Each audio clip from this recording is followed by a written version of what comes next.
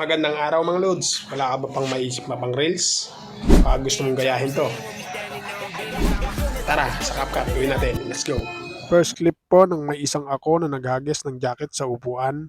Tapos po yung second clip po natin yung may isang ako na naka-jacket na kunwari napaupo sa upuan. Unang gagawin po natin, focus po muna tayo sa second clip. Focus po tayo yung bago po ako mapaupo dyan. I-tap po natin para ma-highlights. Then tap po natin yung split sa baba. Medyo isum po natin. Tapos po yung nasa gitna, burahin po natin.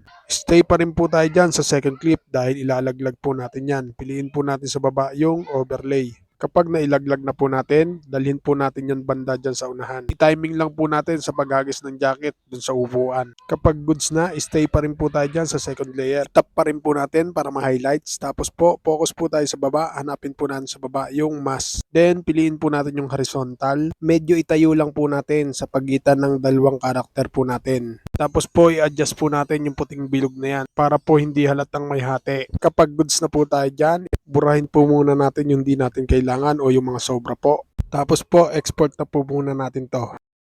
Then, new project po ulit tayo. Kunin po natin yung in-export po natin. Tapos po, i-timing po natin yung paglabas ng isang ako doon sa upuan. Dahil mag-i-split po tayo dyan banda. I-tap po natin para ma-highlights. Tapos, piliin po natin yung split. Then, stay pa rin po tayo dyan. Tapos po, punta po tayo sa speed. Tap po natin. Then, piliin po natin yung nasa kanan. Then, custom po. I-tap pa rin po natin yan. Focus po tayo dyan sa pinakaunahang bilog. Itaas po natin sa 1.5 yan. Tap po natin yung check. Tapos po, lipat po tayo sa unahan. I-tap po natin yung nasa unahan yan. Then, custom po uli. Balik po uli tayo dyan. Ganun din po gagawin natin dyan. Kaso sa kabilang side naman po. Galawin lang po natin sa 1.5 po uli. Kapag goods na po, i-tap po natin yung check sa baba. Tapos po, i-play po natin.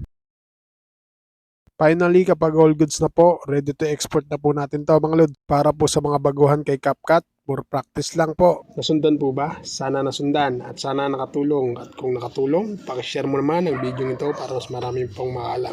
Paano mga lod? Salamat sa inyong panonood at thank you Lord. Peace out.